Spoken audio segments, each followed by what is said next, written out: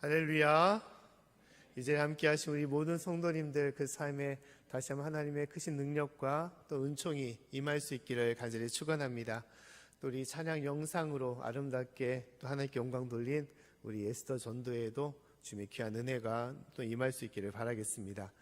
어떻게 보면 외부에서 제작해가지고 보여준 거 아닌가라고 생각하지만 우리 에스더 전도회가 다 찬양하시고 또 이렇게 영상까지 찍어가지고 이렇게 나타냈습니다.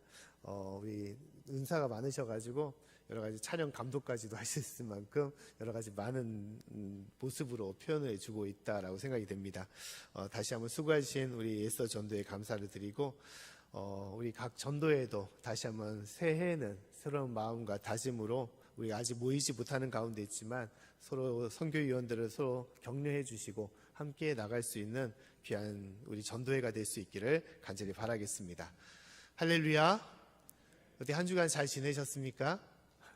올해 겨울은 유난히 좀 많이 감기가 있는 계절이다라고 생각이 됩니다. 지난 한 주간도 저희 가정이 저만 빼놓고 다 목감기에 걸려가지고 큰 홍역을 치르고 보냈습니다. 그냥 감기만 앓고 끝나는 것이 아니라 열이 나는 경우도 있으니까 이제 병원에서는 코로나 검사까지 받으라고 그렇게 하더라고요. 그래서 코로나 검사를 이제 기다리면서 혹시나 이거 걸리면 어떻게 될까? 이제 그러면 이제 저할까지 미치게 되고 또 교회까지 미치게 돼서 여러 가지 이제 염려와 이제 고민들을 많이 하게 되었는데 그래도 아무 탈 없이 음성으로 반응이 나와서 잘 또 넘어가게 되었습니다. 심지어 이제 저도 이제 걸리면 주일날 말씀을 저랑 예배 드려야 되는데 어떻게 해야 될까 했는데 하나님께서는 저만 이렇게 보호하시사 저는 아무렇지도 않게 잘 감당하고 넘어갈 수 있도록 해주신 것 같습니다. 우리 여러 많은 이제 겨울 동안에 추위로서 몸이 약해지고 힘든 가운데 있고 또 올해 유난히 좀 감기가 심한데 항상 조심하시고 또 감기일수록 더욱더 음식을 잘 드시고 또 물을 많이 섭취하는 게 좋을 것 같습니다. 항상 주 안에서 여기까지 강건한 삶을 살아갈 수 있기를 간절히 바라겠습니다. 오늘 말씀은 이제 예수님의 탄생을 기다리는 그 삶 가운데 우리에게 주신 복된 소식에 대해서 말씀을 나누고 있습니다. 우리가 잘 알고 있는 말씀, 지극히 높은 곳에서는 하나님께 영광이요 또한 땅에서는 기뻐하심을 입은 사람들의 평화로다라는 그러한 말씀, 이 말씀을 이제 천사들을 통하여 하나님께서 선포를 하신 것입니다. 근데 이 말씀을 누구에게 하셨냐? 당시 이스라엘 백성들이 했던 목자들에게 이 말씀이 선포되었다라고 얘기를 하고 있습니다.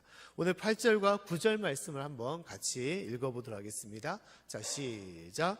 그 지경에 목자들이 밖에서 밤에 자기 양떼를 지키더니 주의 사자가 곁에 서고 주의 영광이 저희를 두루 비침에 크게 무서워하는지라. 아멘. 자, 하나님께서 예수님의 탄생을 알리는데 가장 그 천사들을 누구에게 보냈냐? 그 소식을 목자들에게 알렸다라고 말씀을 하고 있습니다. 우리가 이스라엘의 목자, 이 성경에 있는 목자를 생각하게 되면 되게 고귀하고 또한 성결한 그런 사람들이라고 우리는 연상을 이제 이미지를 갖고 있습니다. 왜냐하면 예수님 하면 목자이기 때문에 그렇죠.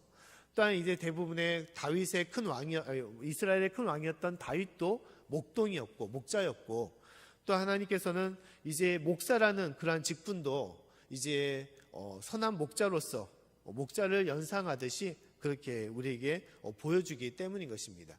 그래서 목자하면 고귀하고 또한 성결한 그런 직업의 소유자 사람들이다라고 우리는 생각을 하고 있습니다. 하지만 당시의 이스라엘의 시대에서 이스라엘 배경에서 목자는 전혀 그렇지 않은 사람들이었습니다. 목자는 고귀하고 성결한 사람들이 아니라 비천하고 천한 직업의 사람들이었음을 얘기하고 있습니다. 당시의 목자라고 하기보다는 쉽게 말하면 양치기라고 하는 게 더 쉽게 어감이 맞을 것입니다. 이스라엘 시대에는 우리도 마찬가지였지만 그 토지가 있고 논이 있고 그 논의 소유주가 있는 것이죠. 또한 논을 빌려서 이제 경작하는 사람이 이제 소작농인이라고 그렇게 표현을 하고 있습니다. 마찬가지로 양도 마찬가지입니다. 양도 그 양의 소유주, 주인이 있고 그 양들을 대신 받아서 양을 치는 그러한 목자들, 양치기들이 있었던 것이죠. 근데 당시에 이스라엘의 많은 목자들은 대부분 그 양의 소유주, 주인이 아니라 대신 받아서 기르는 이제 소장 목자들이라고 할 수가 있는 것입니다. 그 때문에 다들 가난한 사람들이었습니다. 대부분 100마리 이상의 양들을 두세 사람의 목자들이 이제 같이 기르고 돌봤던 것입니다. 또 어떤 사람은 한 사람이 몇십 마리의 양을 돌보는 그러한 일들을 행했던 것입니다. 심지어 그 일을 1년 이상 동안 또한 몇 년 동안 받아서 양을 돌보는 일을 감당했던 것입니다. 그래서 대부분 가난했고 비천한 상황 가운데 있었던 것입니다. 그렇기 때문에 많은 사람들이 이 직업을 하기를 원했겠습니까? 그러지 않았던 것이죠. 형편도 넉넉하지 않고 보수도 많지 않고 또 이렇게 행하는 것들이 양들과 같이 들판에서 지내다 보니까 냄새나고 더럽고 그런 비천한 일으로서 사람들이 기피하는 그런 3D 업종이라고 할 수 있는 것이었습니다. 그런 사람들이 바로 목자였던 것이죠. 당시에 많은 사람들이 그러한 목자로서 일을 행하고 있음을 얘기하고 있습니다. 그런데 이때 바로 천사들이 이들 가운데 나타났음을 말씀하고 있습니다. 예수님의 탄생을 먼저 목자들에게 알리게 되었던 것이죠. 우리가 생각을 해보면 이와 같이 이제 연상을 해볼 수가 있습니다. 그날도 많은 목자들이 이제 양들을 데리고 들판으로 나가서 양을 치고 있었던 것입니다. 해가 저물고 이제 껌껌해지니까 양들을 이제 우리나 동굴 속으로 보내고 그들이 이제 모여서 모닥불을 피워놓고 이제 밤을 새우게 있었던 것이죠. 그러면서 그들의 삶을 이제 넋두리하면서 이야기를 했을 것입니다. 본인들의 가정과 자녀들을 놓고 또한 살림살이를 놓고 많은 이야기를 했었던 것이죠. 언젠가 우리의 삶이 좀 더 변화될 수 있을까? 이 천한 삶에서 좀 더 나아질 수 있을까? 여러 많은 일들을 이야기했을 것입니다. 그들의 미래와 그들의 내일을 놓고 같이 이야기를 했을 것이에요. 그때 누가 나타난 것입니까? 바로 천군 천사들이 그들 앞에 나타났다라고 말하고 있습니다. 그들이 어떻게 했습니까? 그 천사들을 보고 그들의 마음이 어떻게 했습니까? 기뻐 그들을 환영했겠습니까? 그렇지 않다라고 말하고 있어요. 오히려 그들은 두렵고 놀라며 무서워했다라고 말하고 있어요. 무서워했다. 천사들을 본다는 것은 무엇입니까? 바로 하나님을 보는 것과 마찬가지예요. 그들이 비천한 인생인데 천한 존재인데 그들 앞에 천사가 나타난 것을 보고 어떻게 우리 앞에 나타났을까? 그들이 지은 그들 앞에 놓여있는 죄와 허물을 그들은 생각하면서 오히려 두려움 속에서 여러 심판과 재앙을 우리가 받는 거 아닌가라는 두려움 속에서 그들은 천사들을 맞이했다라고 얘기를 하고 있습니다. 그때 천사가 나타나서 이 목자들에게 하는 말이 무서워 말라라고 말하고 있어요. 너희 목자들아 무서워 말라. 하나님의 소식을 또한 그들에게 전했던 것이죠. 10절 말씀에 오면 다음같이 말씀을 하고 있습니다. 우리 10절 말씀을 같이 한번 읽어보겠습니다. 자, 시작. 천사가 이르되 무서워 말라. 보라 내가 온 백성에게 미칠 큰 기쁨의 좋은 소식을 너에게 전하노라. 아멘. 자, 먼저 이 목자들, 놀랍과 무서움 가운데 있는 목자들을 안심시키고 무서워하지 마라. 오히려 너희들에게 재앙이 아니라 복된 복음을 너에게 전할 것이다 라고 말하고 있는 것이죠. 온 백성에게 미칠 큰 기쁨의 좋은 소식을 너에게 전한다라고 얘기를 하고 있습니다. 자, 하나님께서 천사들을 누구에게 먼저 보냈다는 것입니까? 누구에게 먼저 이 예수님의 탄생 소식을 전했다는 것입니까? 바로 목자들이었습니다. 세상으로는 가장 낮고 천한 많은 사람들이 인정하지 않은 그러한 이들에게 하나님께서 먼저 천사들을 보도록 그들을 높여주고 그들에게 가장 좋은 소식을 전했다라고 말씀하고 있는 것입니다. 사랑하는 성도 여러분, 하나님은 바로 이와 같은 분이심을 우리에게 말씀하고 있습니다. 세상 사람들이 다 인정하지 않는 사람일지라도 그들을 무시하고 없이 여기고 외면하는 존재일지라도 하나님은 그렇지 않다는 것이죠. 그들을 기억하시고 그들을 인정하시고 또한 그들을 사랑하시고 그들에게 귀한 은혜의 소식으로 그들과 함께하고 있음을 말씀하고 있는 것입니다. 할렐루야. 바로 이 하나님이 저와 여러분의 하나님이심을 말씀하고 있는 것입니다. 하나님은 지금 이 순간에도 이와 같이 우리와 함께하고 있음을 말씀하고 있습니다. 임마누엘 하나님으로서 우리를 기억하시고 우리를 사랑하시고 지금 이 순간에도 성령님을 통하여 우리를 인도하신다고 말씀하고 있는 거예요. 우리의 삶의 모습을 보게 되면 우리가 뭐 얼마만큼 뛰어나고 얼마만큼 능력이 있는 사람입니까? 얼마만큼 세상적인 명예와 힘을 가지고 있는 사람입니까? 전혀 그렇지 않은 것이죠. 그냥 소시민이고 서민에 불과한 것입니다. 저도 목회자이지만 뭐 교회에서나 저를 알아주지 세상에 나가면 제가 뭐 이름을 드러내고 뭐 하는 것이 있습니까? 똑같은 그냥 평범한 사람인 것이죠. 평범한 서민인 것입니다. 그 때문에 무엇을 내세우거나 할 수 있는 것은 아닌 것이죠. 하지만 하나님은 그렇지 않다는 거예요.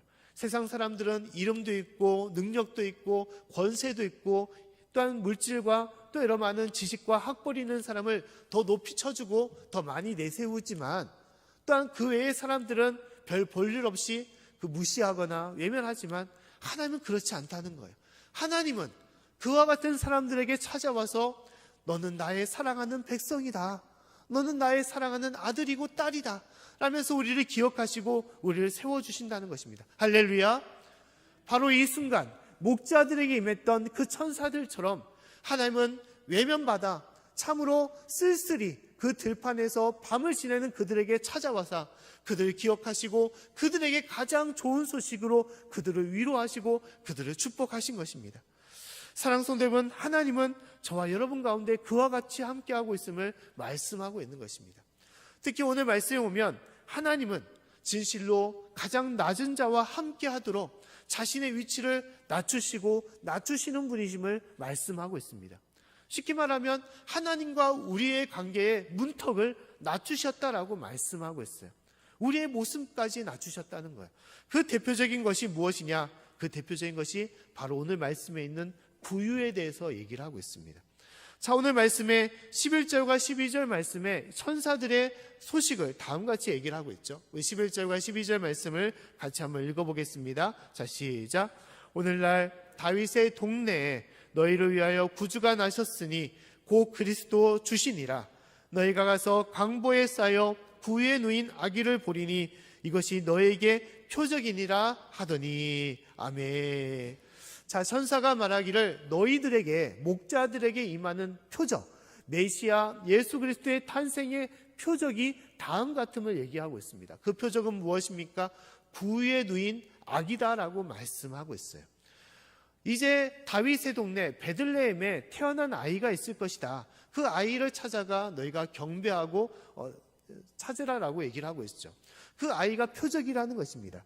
근데 놀라운 것은 그 아이가 누워있는 곳이 어디라는 것입니까? 그 누워있는 곳이 구유라는 거예요. 구유. 구유는 어떤 곳입니까? 짐승들의 먹이통인 것입니다. 먹이통이에요. 소나 말이 먹는 먹이가 있는 곳이 바로 구유통인 것이죠. 만왕의 왕이 되신 예수님이 이 땅에 태어나셨는데 상식적으로 보게 되면 어디에서 있어야 되겠습니까? 왕의 궁궐이나 궁전에 있어야 되는 것이죠. 그 왕자의 보좌에 누워 있어야 되는 것이죠. 아니면 고귀한 신분의 어떠한 집안에 그 가정 가운데 누워 있어야 할 분이 바로 예수님인 것입니다. 그런데 하나님은 그렇지 않다는 거예요. 가장 낮고 낮은 그 구유통에, 그래서 목자들조차도 그곳에 나와 경배하며 맞이할 수 있는 그곳으로 예수님을 낮추시고 그곳에 임하게 하신 것입니다. 할렐루야. 이것이 하나님께서 우리를 향한 그 사랑의 표적임을, 은혜의 표적임을 말씀하고 있는 거예요.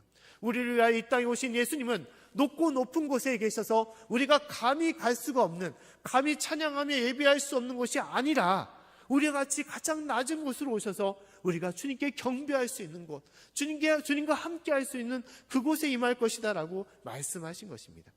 특히 예수님께서 태어나신 곳은 어디입니까? 바로 예루살렘이 아니라 베들레헴이다라고 말씀하고 있습니다. 예루살렘은 왕의 궁궐이 있는, 또 하나님의 성전이 있는 곳이죠. 근데 그곳이 아니라 베들레헴이다라고 말하고 있어요. 베들레헴은 당시에 진짜 초라한 그런 동네였습니다. 심지어 양지면보다, 우리가 있는 양지면보다 인구수가 너무 적어 한 몇백 명에 불과한 그런 사람들이 사는 이름도 없는 그런 동네였어요. 근데 그 동네에 바로 예수님이 태어나게 하신 것입니다. 심지어 예수님이 태어난 가정은 어떻습니까? 요셉과 마리아의 가정이었어요. 요셉과 마리아는 어떤 사람이었습니까? 가난한 사람이었습니다. 이름도 없는 사람이었어요. 비천한 여종에 불과했던 것입니다. 그 집안에서 예수님이 태어나게 하신 것입니다. 아기의 몸으로, 구유에 누인 몸으로 그 낮고 천한 곳에 예수님께서 태어나신 것입니다. 이것은 무엇입니까? 우리를 사랑하시고 우리와 함께 하시는 하나님의 사랑과 은혜를 우리에게 보여주신 것입니다. 할렐루야. 사랑하는 성도 여러분, 하나님은 이와 같이 우리와 함께 하시는 분이심을 말씀하고 있는 거예요. 지금 이 순간에도 어떤 사람들은 나를 이해하고 나를 기억하지 못하고 나를 외면할지라도, 소외받는 인생일지라도 하나님은 그렇지 않다는 거예요. 지금 이 순간도 나를 기억하시사 나를 사랑하시고 나를 귀하게 여기시고 나를 축복하시는 분이 바로 하나님이심을 말씀하고 있는 것입니다. 할렐루야. 이 사랑과 은혜가 우리 가운데 있는 거예요. 또 그 사랑과 은혜를 우리는 자녀들에게도 전해야 되는 것입니다. 우리가 세상적으로는 부족한 존재일지라도 너는 그렇지 않다는 거예요. 너는 그렇지 않다는 것을 자녀들에게 얘기해 주는 것입니다. 너는 하나님의 사랑받을 만한 아들이고 딸이고 하나님의 축복된 자녀임을 말씀해야 되는 것입니다. 세상 사람들은 너를 기억하지 못할지라도 하나님은 너를 사랑하시고 너를 축복하신다는 것을, 그것을 알려줘야 되는 것이고, 진실로 그 가운데 우리가 살아가고 있음을, 우리가 그 은혜를 나눠야 되는 것입니다. 사랑하는 성도 여러분, 성탄의 기쁨은 무엇입니까? 바로 세상 사람들이 외면했던 그 어려운 자들, 그 약한 자들에게 임했던, 그 목자들에게 임했던 그 기쁘고 기쁜 소식, 그것이 바로 성탄의 소식임을 말씀하는 것입니다. 사랑하는 성도 여러분, 진실로 우리 가운데서도 주님은 나와 함께 하시고 이 어둠의 땅에, 이 진실로 힘들고 이 연약한 이 땅에 우리 가운데 함께 하시사 나를 위로하여 주시고 나를 기억하여 주시고 사랑하시는 분이심을 우리가 믿고 살아갈 수 있기를 간절히 축원합니다. 그 은혜가 우리 가운데 임하는 것이죠. 두 번째로 오늘 말씀에 하나님께서는 더불어 말씀하기를, 우리가 힘들고 어려운 절망 가운데 있을지라도 그 절망과 어려움이 또 다른 축복의 통로가 될 수 있음을 우리에게 말씀하고 있습니다. 자, 앞서 말씀드린 것처럼 목자들은 가난한 자들이었습니다. 비천한 자들이었고 또한 어렵고 약한 자들이었습니다. 이 가난하고 약함은, 어려움은 우리가 살아가면서 참 많이 싫고 또한 저주스럽다라고 생각할 때가 많이 있습니다. 그 누구가 가난한 것을 좋아하겠습니까? 그 누구가 능력이 없고 약한 것을 좋아할 수가 있겠습니까? 그러나 우리는 어느 때는 가난하거나 또 약한 삶을 살아갈 때가 있습니다. 그러나 우리가 알아야 될 것은 이 가난한 것, 또 연약한 것, 부족한 것은 결코 부끄러운 것이나 또한 우리가 저주스러운 것으로 생각해서는 안 되는 것입니다. 단지 힘들고 불편한 것이지 이것을 감추어 우리가 죄스럽게 여겨서는 안 된다는 것이죠. 살면서 그러한 처지에 당할 수도 있는 것입니다. 살면서 그러한 어려움과 불편함을 당할 수도 있는 것이죠. 하지만 그 부끄러움 우리는 쉽게 다른 사람들에게 내세우려고 하지 않은 것이죠. 저도 이제 서울에서 이제 사역을 할 때 보면 이제 서울이라고 잘 사는 사람들만 있는 것은 아니죠. 못 사는 사람도 참 많이 있습니다. 어떤 집은 진짜 달동네처럼, 지금은 많이 개발이 되었지만 한 10년 전쯤에도 그런 판잣집에서 사시는 분들이 많이 있었습니다. 지금도 그런 분들은 서울에도 계세요. 그래서 조그만한 그런 허물어지는 집에서 월세로 살아갑니다. 자기 집도 아니에요. 그런 집에서 한 5-6명의 가족이 같이 살아가요. 그래서 신방 대원들이 예배를 드리러 가면 앉아서 예배를 드릴 수가 없습니다. 너무 좁아가지고 서서 예배를 드릴 정도로 그렇게 어려운 집들이에요. 그 때문에 대부분의 집들이 신방 받기를 되게 꺼려하고 부끄러워합니다.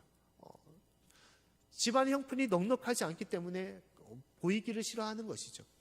하지만 삶의 모습이라는 것이 그럴 수도 있는 것이죠. 저도 어려운 시절들을 보내면서 좁은 집에서 같은 이불을 풀고 온 집안 식구들이 다 한 자리에 누워서 자기도 하고, 또한 너무 추워가지고 이제 아침에 일어나게 되면 입에서 서리가 나올 정도로, 입김이 나올 정도로 그런 시절을 보낸 적도 있습니다. 하지만 그것이 부끄러운 것은 아니죠. 부끄러운 것은 아닙니다. 삶의 형편이 그럴 뿐인 것이죠.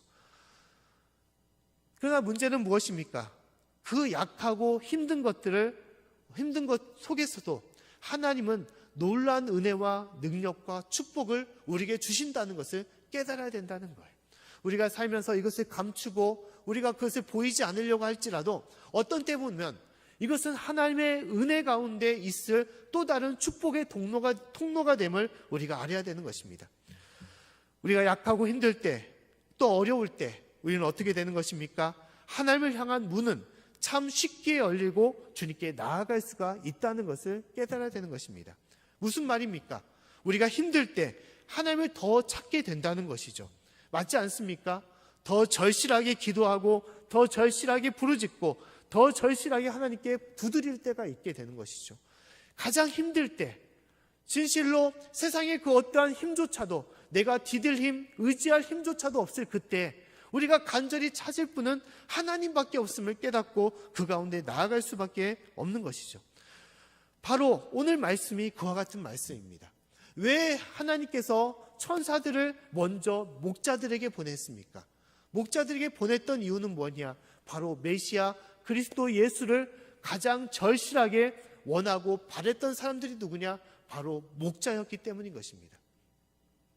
많은 사람들이 메시아 예수님의 탄생을 기다리고 소망했지만 그들은 절실하게 기다리지 않았습니다. 절실하게 기다리지 않았어요. 그냥 오면 오는 것이고 말면 마는 것이고 그렇게 생각하면서 보냈던 거예요.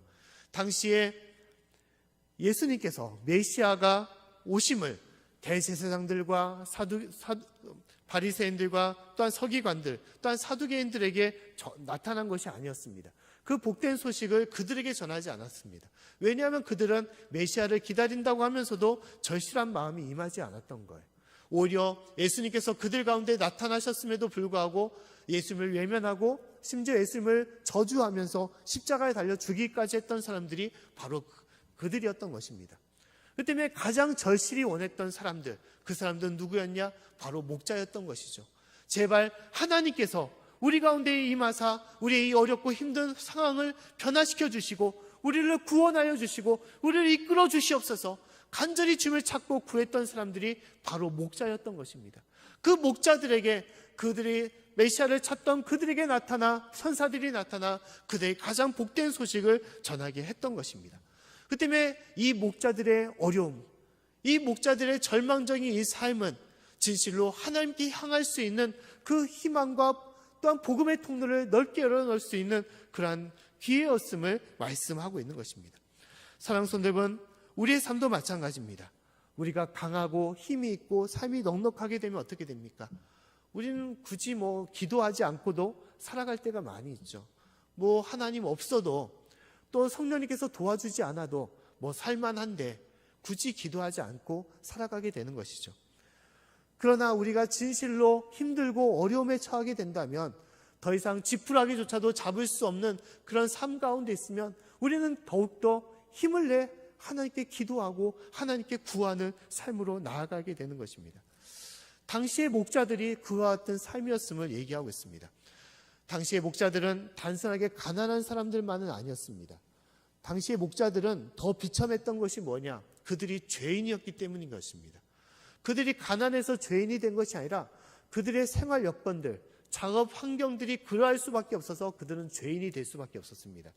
매일마다 양들을 데리고 몇 개월 동안 그렇게 들판을 헤매며 다니기 때문에 그들은 어떻게 했습니까? 성전에 나와서 제대로 된 예배를 드리지 못했어요.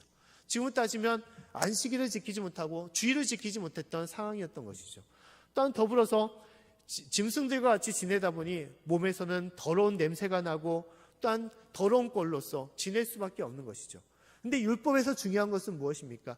율법에서 중요한 것은 정결법이에요. 거룩해야 됩니다. 깨끗해야 되는 거예요. 목자들은 그렇게 하고 싶어도 할 수가 없었던 것이죠. 어떻게 깨끗한 몸으로 양을 칠 수가 있습니까? 들판을 돌아다닐 수가 있겠습니까?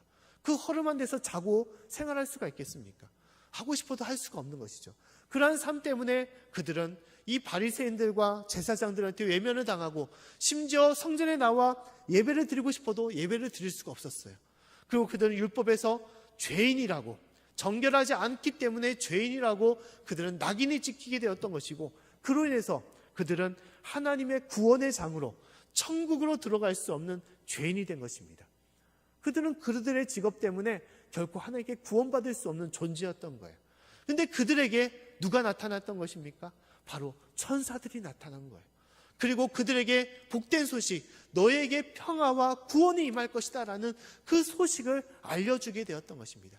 그들의 삶이 비참했기 때문에, 그들의 삶이 절망스럽기 때문에 더욱더 하나님 우리를 구해 주시옵소서, 우리를 도와주시옵소서라고 간절히 구하고 찾을 때 하나님께서는 그들의 소리를 들어주시고 기도를 주시고 그 천사들에게 임할 수 있도록 인도해 주신 것입니다. 오늘 말씀 13절부터 15절의 말씀 오면 이 목자들에게 임했던 복된 소식에 대한 이야기가 임하고 있습니다. 우리 말씀을 같이 한번 읽어보겠습니다. 자, 시작. 호련히 허다한 천군이 그 천사와 함께 있어 하나님의 찬송하여 가로되 지극히 높은 곳에서는 하나님께 영광이요 땅에서는 기뻐하심을 입은 사람들 중에 평화로다 하니라. 천사들이 떠나 하늘로 올라가니 목자가 서로 말하되 이제 베들레헴까지 가서 주께서 우리에게 알리신 바 이 이루어진을 보자 하고. 아멘. 자, 많은 천군 천사들이 목자들에게, 그렇게 하나님의 나타나심을 간절히 구하는 그 목자들에게 나타나 귀한 하늘의 복된 소식을 알리고 이제 베들레헴에 가서 경배하라고 얘기한 것입니다. 이것이 하나님의 큰 은혜인 거예요. 진실로 하나님을 찾고 찾는 자에게, 절실히 구하는 자에게 임하는 하나님의 놀라운 은혜와 축복임을 말씀하고 있는 것입니다.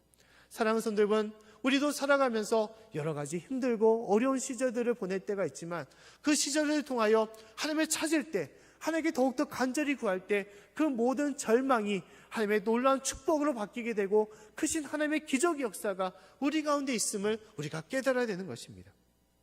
하나님은 우리의 부족함을, 우리가 죄스럽다, 우리를 또한 외면하고 우리를 절망으로 나아가는 것이 아니라 그 부족함을 통하여 더 은혜의 장을 활짝 열어주시고 주님의 크신 능력과 또한 주님의 인도하심 가운데 우리가 설 수 있도록 이끌어 주시는 것입니다. 성경의 말씀에 있는 삭개오도 자신이 죄인임을 알았기 때문에 예수님께 나왔던 것이고, 뽕나무에 올라감을 통한 그 절실함을 통하여 예수님을 만나고 또한 구원의 역사를 그가 맛보게 되었던 것입니다. 자녀가 없던 한나도 마찬가지였고 구함을 통하여 기도의 응답을 받았던 것이고, 또한 야곱도 그 형 에서의 그 죽이고자 했던 그 두려움 속에서 밤새도록 천사와 씨름함을 통하여 그는 은혜를 받고 구원을 받았던 것입니다. 사랑하는 성도 여러분, 진실로 우리 갖고 있는 모든 믿음과 은혜는 이러한 눈물을 통하여 더욱더 굳건해지고 단단해짐을, 또한 깊어짐을 우리가 깨달아야 되는 것입니다. 진실로 하나님께서는 우리의 모든 삶을 그와 같이 인도해 주시는 거예요.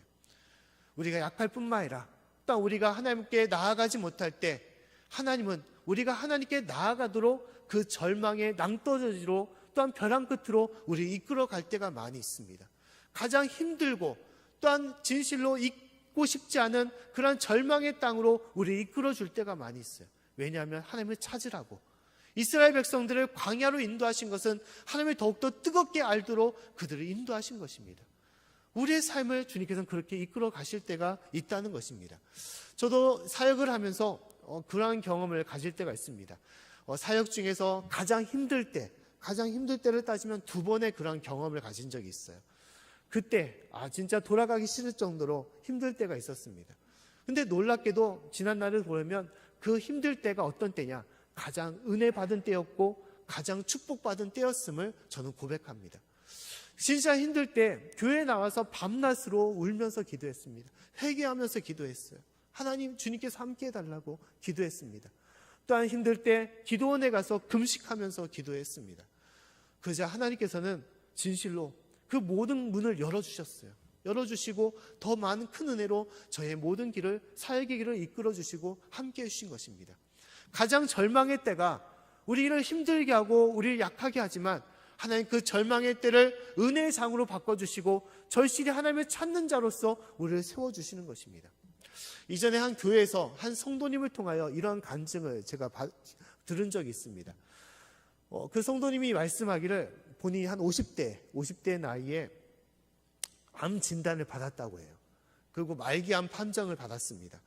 그리고 너무 늦게 발견해서 이제 당시의 의술로서는 고칠 수 없다라고 그렇게 의사의 판단을 받은 것입니다. 그리고 이제 살 날이 멀지 않으니까 남은 인생을 다 정리하시고 이제 하고 싶은 거 다 하시고 그렇게 하신 것이 좋을 것 같습니다라고 그렇게 충고를 받았다는 거예요.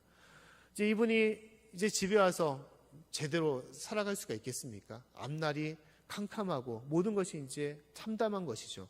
사랑하는 가족들도 있고 돌봐야 될 자녀들도 있고 앞길도 아직 많이 남았는데 자신의 이러한 형편을 보고 너무 절망스러운 거예요.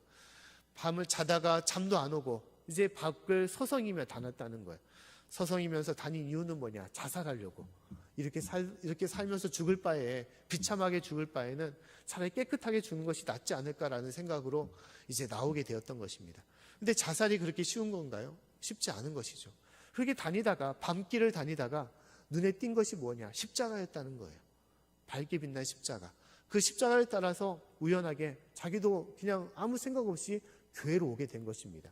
근데 교회에 왔던 그때가 어느 때냐? 새벽 예배 시간이었던 거예요. 이 정문에서 이제 예배를 인도하셨던 분이 당시 부목사님이셨다고 합니다. 그 부목사님의 인도를 받아서 이제 처음으로 이제 교회에 나와서 예배를 드린 거예요. 한 번도 교회를 나가지 않은 분이 교회를 나와서 예배를 드린 것입니다.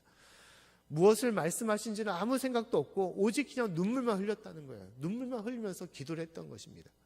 그리고 이제 다 사람들이 갔는데도 끝까지 기도하신 분한테 부목사님이 와가지고 이제 사연을 듣고 이제 그로 복음을 전하고 인도하게 되었던 것입니다. 그리고 이분이 이제 교회를 나오게 된 거예요. 그리고 나서 이분의 삶이 완전히 180도로 바뀌게 되었습니다. 그분이 이제 하나님을 믿는 성도, 이제 집사님이 되셨고 심지어 그 가족들도 다 예수를 믿게 되었던 거예요. 심지어 그분의 앓고 있었던 이 암이 어떻게 되었습니까? 놀랍게도 하나님의 역사로 치유함을 받았어요. 할렐루야.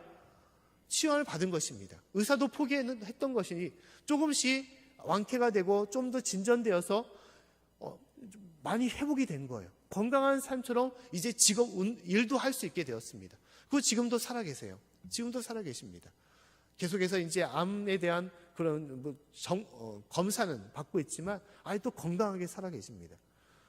하나님께서는 그 절망의 끝에서 자살까지 생각하고 인생을 포기하고 싶은 그때에 십자가의 빛을 보여주시고 구원의 빛을 보여주시고 그 삶에 닫혀있던 그 마음, 강팍했던 그 마음이 열리게 하시사 하나님을 알고 하나님을 부르짖는 인생으로 그를 변화시켜 주신 것입니다.